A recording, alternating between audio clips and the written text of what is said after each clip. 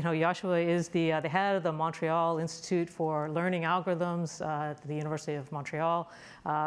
Truly needs no introduction, so I think I will step down at this point. Thank you, Joshua.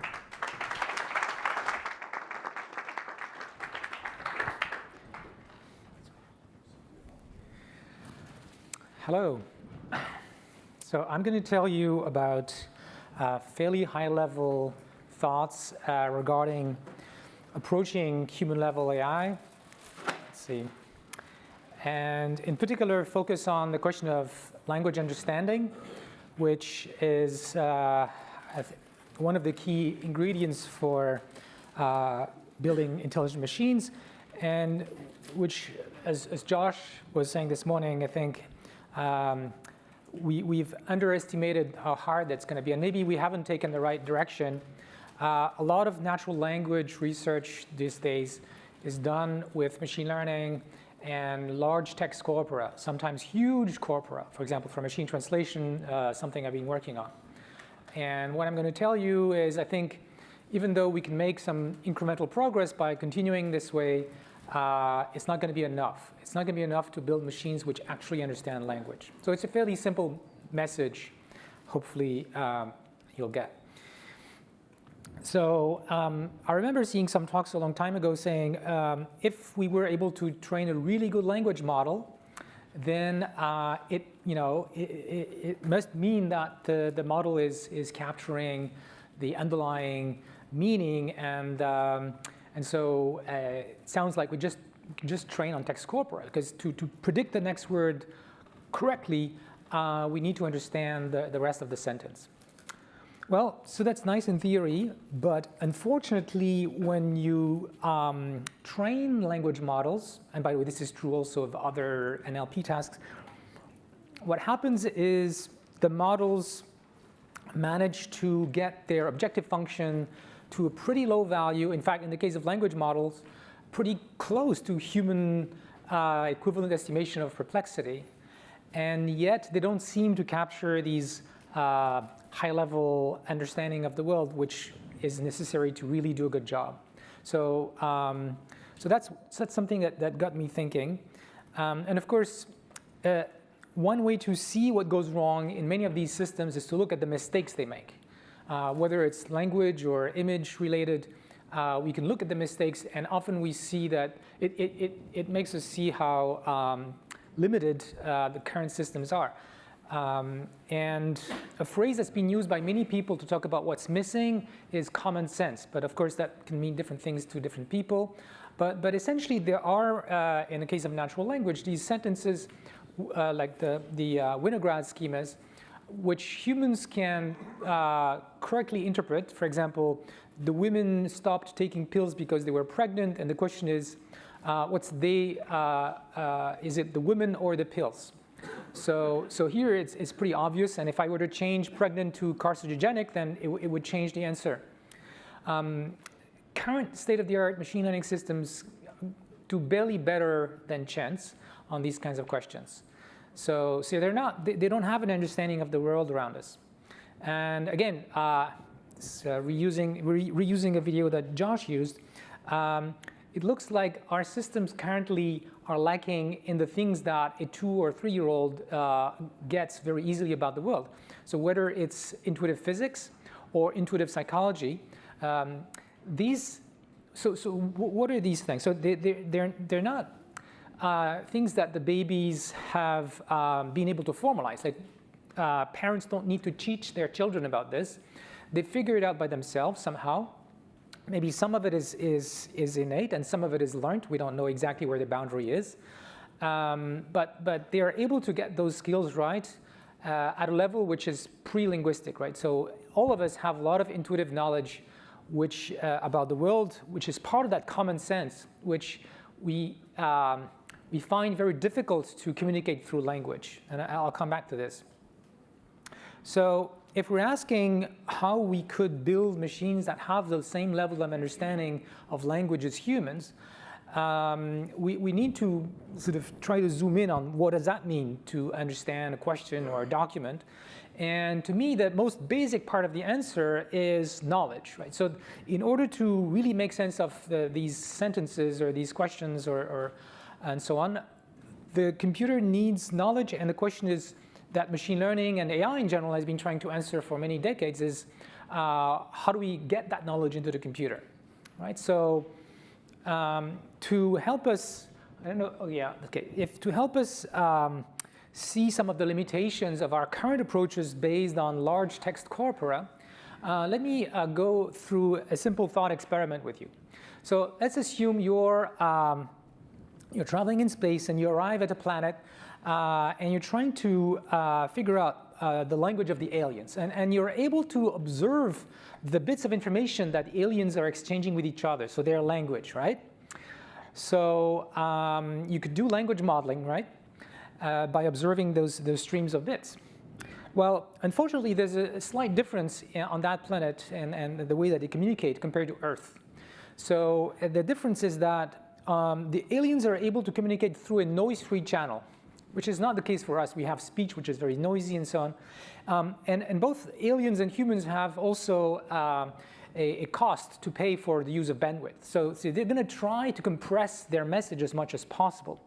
However, in their case, because they have a noise-free channel, they can fully compress the signal. And so if you just observe the bits that are being sent, they would just look like random bits. So in other words, just observing the text is not going to give us anything about the meaning. Right? This is really important. Of course, you're going to say, well, for us it's different. But maybe my hypothesis is, yes, we're getting some information by just modeling text. And in fact, you can see some semantic information in like word vectors and things like that. But maybe we're only getting part of it. And even if we saw an infinite amount of text, we would never get to the bottom of the level of understanding of those texts which we have. So how could we understand this alien language? Like, what's the solution? Well, we need to do a bit more work. It's not going to be enough to look at the bits that they're exchanging. We need to try to understand their intentions, trying to understand their context. So we need to look at modeling what they're doing and trying to figure out the causes of their communications and actions. Of course, this is much harder. But I think this is the problem we have in AI right now. We're lazy, we're greedy, and we're trying to build something that will solve the AI problem within the next 6 months, right? For the next conference deadline. So it's just not going to work. We have to invest on solving these hard problems which could take decades or centuries. And in the case of the alien world problem, well, it's hard. We have to like understand the alien society and we have to bite the bullet. So for AI, what it means is that if we want to do natural language understanding, we have to do modeling the world. And that includes vision, but understanding social interactions and many other things that currently, if you talk to natural language persons, is not really part of what they're explicitly trying to do. So it's pretty ambitious, and it might take a lot of time before we solve these problems. One interesting question is, should we first solve the understand the world problem, and then once we've dealt with that, we sort of tack the language part on top of it and forget about natural language for the next 30 years? Or should we jointly try to learn about the world and about language? So my inclination is that we should do both together, and the motivation for this, and some people disagree with me, that's fine. My inclination for this is that we can get some clues about how the world works by looking at what humans say in some context, right?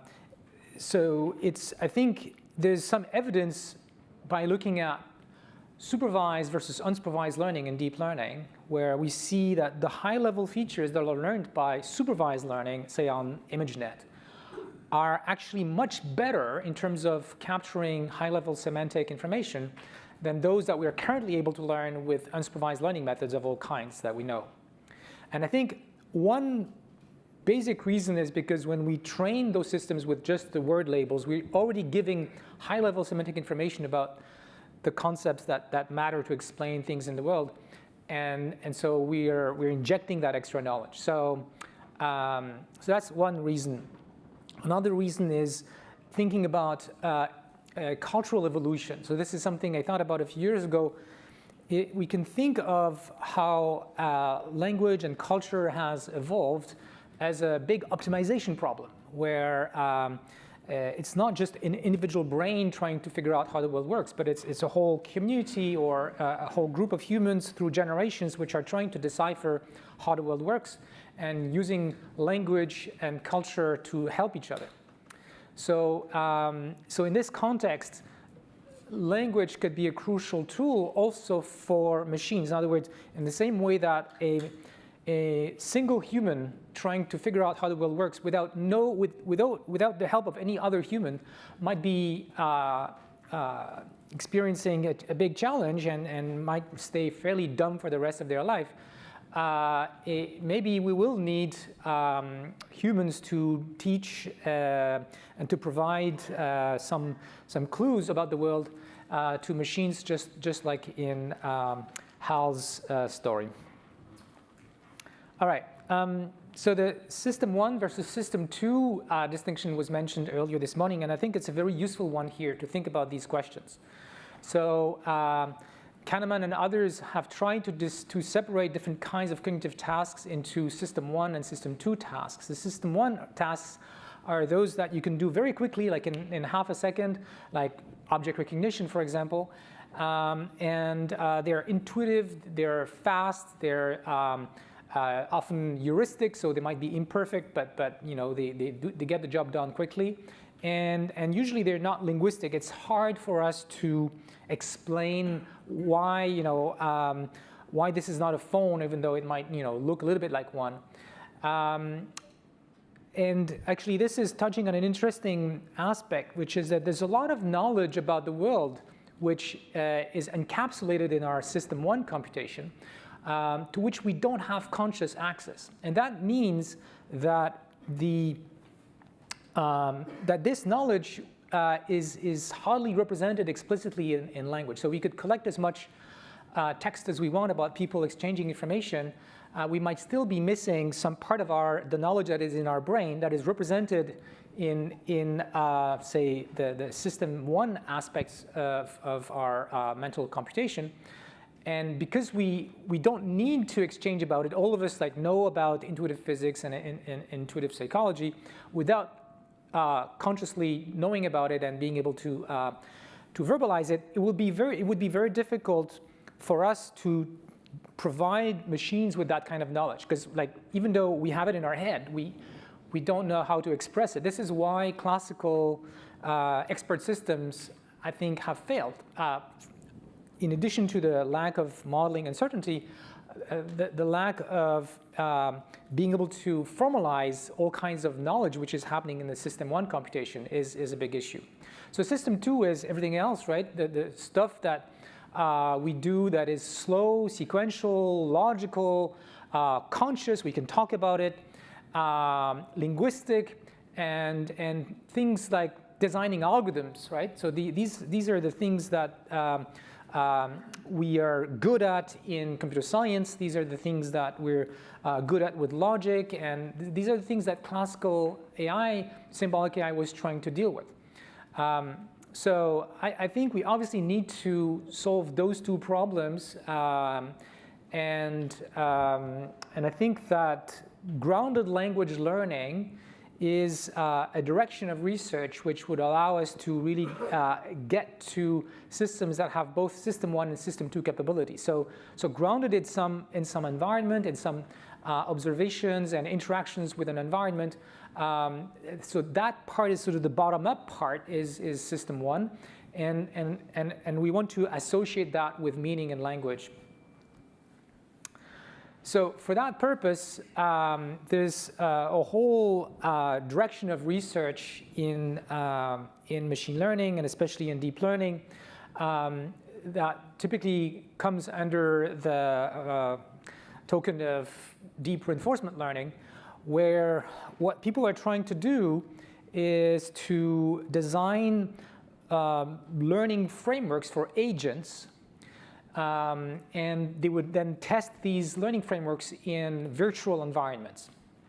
So these are agents, they're not passively observing, and I think this is a crucial ingredient that in past work in deep learning we haven't done enough. There was a discussion a little bit about causality earlier, and intervention and counterfactuals and so on. And so this aspect of understanding the causal structure, at least to some extent, by being able to intervene and seeing the effects of my actions, I think is something that the deep learning community is starting to pay attention to, but much more needs to be done. Now, there is a common criticism regarding that type of research, which is, oh, you're doing all this in virtual environments, and it's not realistic. The real world is much more complicated. So my answer to this is, well, we are very far from human-level AI. What we're really after here is not to actually put the knowledge that I was talking about in the computer. This is, of course, the ultimate goal. But the short-term goal is to design learning mechanisms, learning procedure, learning frameworks. And learning frameworks are fairly general, at least we try to make them as general as possible, which means that if we have something that cannot even learn in a fairly simplified environments like these 3D things, it's very likely that it's not going to work in the real world. So we have to figure out how to walk before we can figure out how to run. And there's also interesting research called sim to real, where people train these models, these neural net models in virtual environments, 3D virtual environments, and then there's some domain adaptation strategies to transport that learning in real environments where very little data will be necessary for doing that conversion. Okay, so let's go back to the causal aspect of things. I think that what's going on right now in many deep learning systems is that they're looking for simple clues in the data that allow the learner to get the right answer on the training data. And then as soon as you test them on something sufficiently different, they tend to break down. And in fact, we have some papers where we're trying to analyze the kind of features that they have learned and what they're sensitive to. And often what we find is that they're not sensitive necessarily to the things we think they should be sensitive to. That they're, instead of capturing the objectness, for example, in images, they're capturing all kinds of low-level clues that have to do with texture and the frequency of different patterns and things like that. Humans are very different. Humans are actually spending a lot of mental energy trying to figure out the causes and explanations for things, right? So this is something clearly lacking in our current systems. There's a tool, though, that we've been making a lot of progress on in my community, which is these deep generative models. And I think this is going to be actually very, very useful as we move forward towards building these more causally motivated architectures. Because part of what a causal agent needs to do is to simulate the future in some way. And again, Josh was talking about this, and I think this is really important. We have an internal mental simulator. And we've made a lot of progress in the ability of training these neural nets, for example, with the GANs and others, to sample from complicated distribution in a way that's fairly accurate. But that's not enough. But it's going to be really important as we build these agents that are more like model-based reinforcement learning, in which the agent is both learning a policy but also learning how to project itself in the future in order to take decisions. And that's what planning is about. So this causality discussion also brings me to the IID assumption that we're making in machine learning. We are assuming that the test data comes from the same distribution as the training data. And even like our theory is relying on this. And currently, we're lacking a theory to explain how humans, for example, are able to generalize very far from the training data. For example, you can read a science fiction novel, right? And it's talking about a situation that's never happened, will never happen, but you can figure out what would be the sequel after you read half of the book. So what I'm proposing is that from the theory point of view, that we spend some time exploring other structures for our learning theory, in which instead of assuming that the test situations will come from the same distribution as the training situations, we only assume that they share the same causal mechanisms. So what does that mean? So you can think of causal mechanisms as the set of gears, right, which give rise from initial conditions to some states of the world which we can observe, right? So if we have the same causal mechanisms and the same initial conditions, we get the same distribution out. But we could assume that we only have the same mechanisms and different initial conditions. And then we get something that may be very different in appearance. Like if I'm on the moon, it looks very different from on Earth, but it's really the same laws of physics, right? And humans are able to do that. Like when you read this science fiction novel, there's some often explicitly made assumptions that is the beginning of the novel, and from that point on, it's just all logical, right? Good science fiction novels, anyways. Okay, so let me tell you a few words about a project that we've started in my group, which tries to go a little bit in the direction that I'm talking about, and I think it's just one path, and we need a lot more people to explore many more paths. So I call this the Baby AI Game Project. And the goal is to build a game which eventually real humans will play. We're not ready for that. And in the game, the human will play the role of a teacher or a professor for a virtual agent, which we call the Baby AI or the Baby AI learner. And the Baby AI learner lives in some environment, like a video game. And the Baby AI learner and the human player interact in natural language. And initially, the Baby AI doesn't know much. It looks like it doesn't know anything. But I guess it has a little bit of prior knowledge that allows it to initiate an interaction with the player. And the player, on the other hand, knows a lot. The player is a human. The player can play the game. And the player even has knowledge about pedagogy, right? Like we're used to teaching others. We know this intuitively, and sometimes we take courses to do it better. And so the game is really about how the human player will figure out the best way to teach that baby learner. For example, designing the appropriate curriculum that's going to be adapted to the behavior of the baby. This game would also be interesting from a scientific point of view for a number of reasons. One of them is to collect data about human-machine interactions with a human in the loop, and especially natural language data of this kind.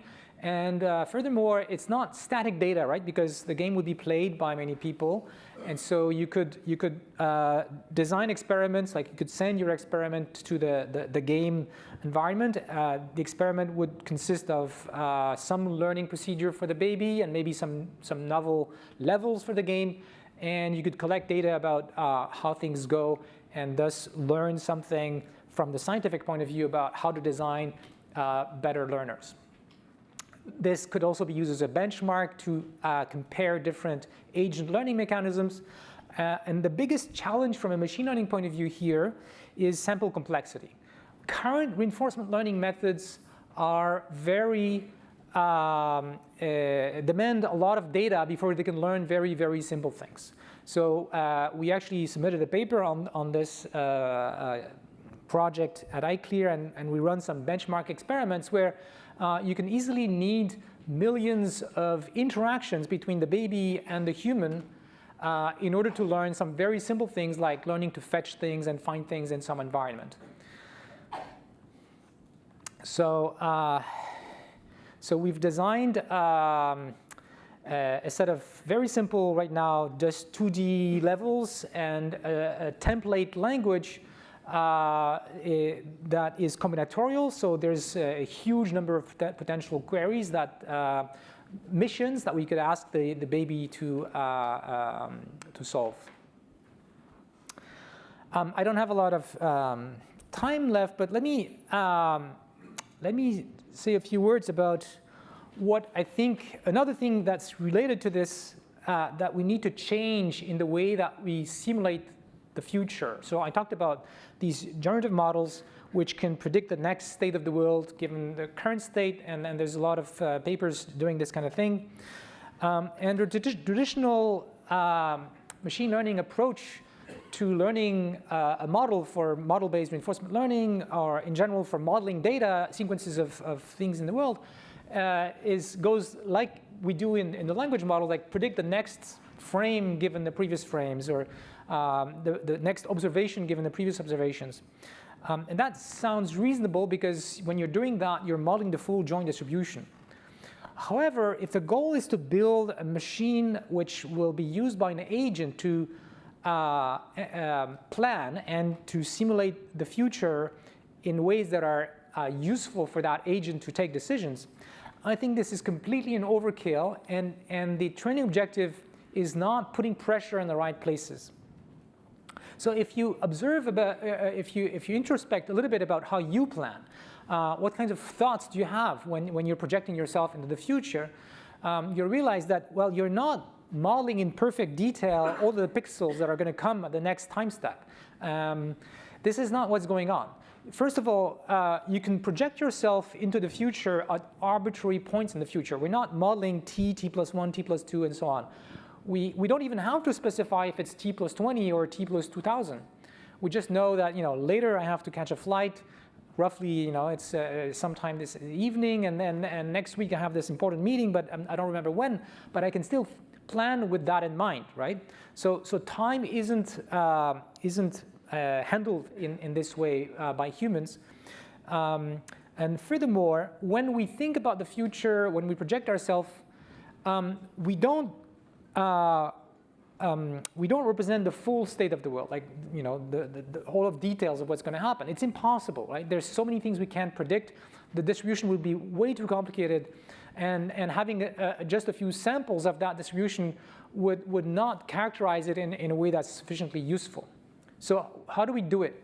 So I think that the way we do it is that we focus on just a few relevant aspects of the future that matter to the plan we're thinking about, right? So so this is connected to an idea that is more like another research project that's connected to the Baby AI game, which we've started in my group, which I call the consciousness prior.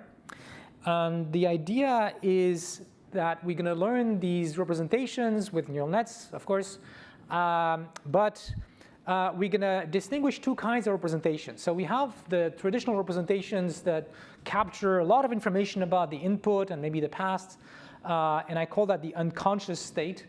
But we're also going to learn using attention mechanisms to select just a few dimensions or projections from that high-dimensional unconscious state.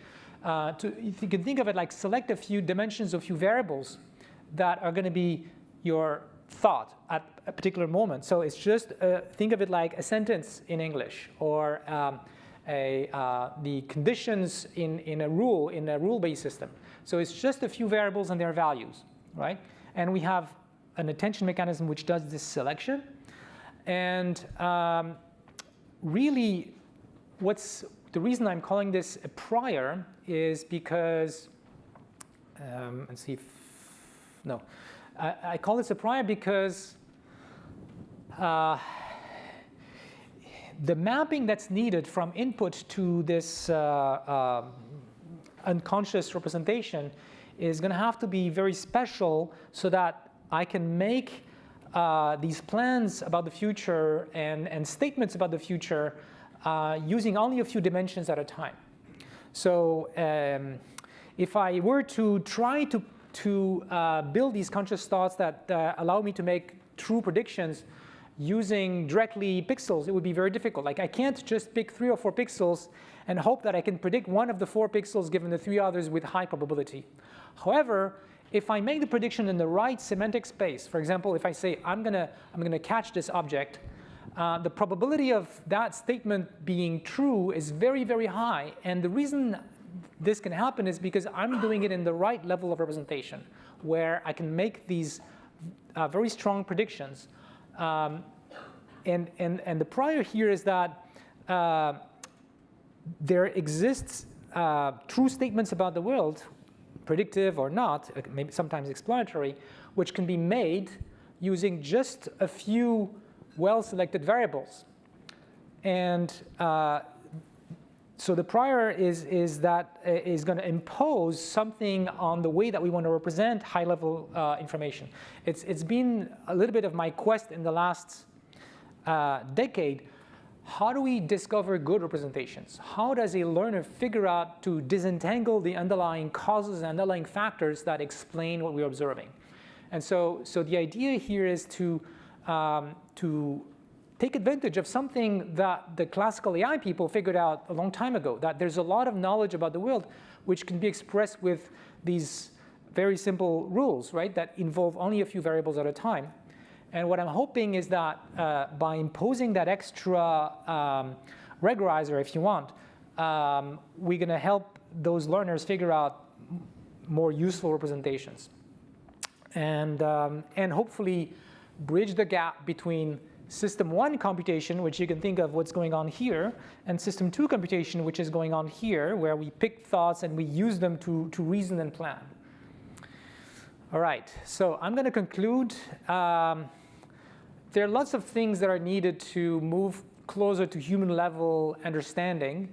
Of course, things like cheaper and faster and less energy hungry computing, but also fundamental changes in the way that we're thinking about learning representations, learning to understand language, finally addressing the question of causality in our machine learning methods. Also, something I didn't spend time on, if you think about learning agents in these very high-dimensional spaces, it's not enough to be passive. In order to discover the information that the agent needs, it's probably going to need to explore, but not explore by a random walk, explore in a smart way, like a child is playing and doing just the right things to find information about the world, or think, as Josh was talking about, how a scientist is doing experiments in order to acquire information. Right? So it's not random experiments and then we hope something good comes out of it. There's sort of planning that goes on in the act of acquiring information actively. So thank you very much.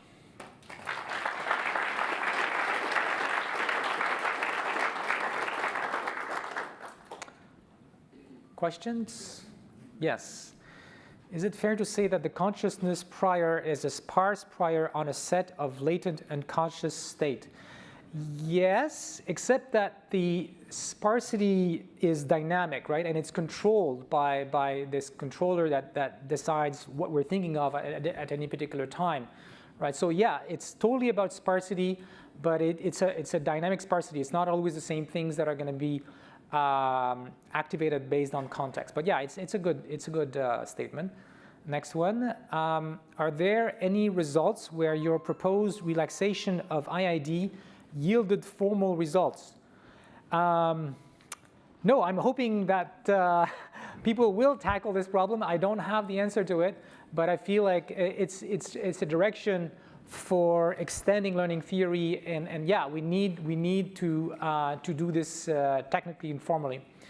The next one. Can you discuss the need for integrating different sensory perceptions to ground language learning? How can it be done? So, so I think we have to be coming back to the question of knowledge, right? I don't think that it's so important to have many sensory modalities. What matters is that the sensory modalities give a view on the environment that's sufficient for an agent to figure out how the environment works. So as a counterexample, I think that when we do grounded language learning by trying to associate sentences with images, it's insufficient. It's insufficient because a static image doesn't give us enough information about the environment. Even if you train with lots of these images, it's going to be difficult for the learner to figure out, for example, the 3D nature of things simply by looking at these images. So you'd need at least that agent to be in an environment maybe with stereo vision or sequences of images so that it gets a chance maybe actively to figure out the objectness of things in 3D and so on. So it's not about the number of sensory perceptions, but that the sensory perceptions are rich enough to allow the learner to figure out the concepts that matter in that environment. The next one, do you see grounded, oops, something disappeared. All right, the genetics algorithms also focus on the causal effects through evolutionary something. What are the pros and cons of baby AI in compared to genetics algorithms? I think this is just addressing different questions. So genetic algorithms are about optimization, and here I'm thinking about a framework in which we can evaluate different agent learning mechanisms and grounded language learning. Next one, have you made connections to researchers in symbolic AI who have been working on these problems for decades? Not recently, but I'm old enough that when I took AI classes, it was all about classical AI and symbolic AI. So I have some knowledge of that. But you're right, I should reach out more to these people. And I've started to reach out more to people on the side of cognitive science and neuroscience, I think, and child development. I think these people have to teach me a lot that's relevant here. And next one, vocabulary is often a measure of intelligence in humans. Oof, I don't like that. How does increase of vocabulary affect learning models? Yeah, I don't know how to answer this. So I can tell you about an experiment we ran a long time ago where we were able to speed up the training of a language model by doing a curriculum where we started with a small vocabulary of the most frequent words, and then we gradually increased the size of the vocabulary. So I think the thing with vocabulary for me is not about how big it is, but what it represents from the point of view of the learner about the aspects of the world that are being understood by the learner, right, by the agent. So for me, small vocabulary presumably means there are few concepts in the world that I understand, or these that I'm able to talk about. And I think as children understand more and more things, then they're able to put words on these things. That's how I would put it. And next one, substantial increase in computing power is needed. I agree. What hardware is best in your mind? Well, there's short-term and long-term things here. So in the short term, there are lots of people who are doing, I think, what's the right thing to do in the short term, which is to design digital circuits that are really meant for doing the kind of calculations that are currently done, say, in deep learning. And I'm pretty sure that we'll get very significant speed up in the next few years using these approaches. Companies, are already putting out some chips. But in the longer run, I think we may need to really explore very different kind of even devices. I think we need to go analog to some degree, but this requires longer term investments and have some research going in that direction as well.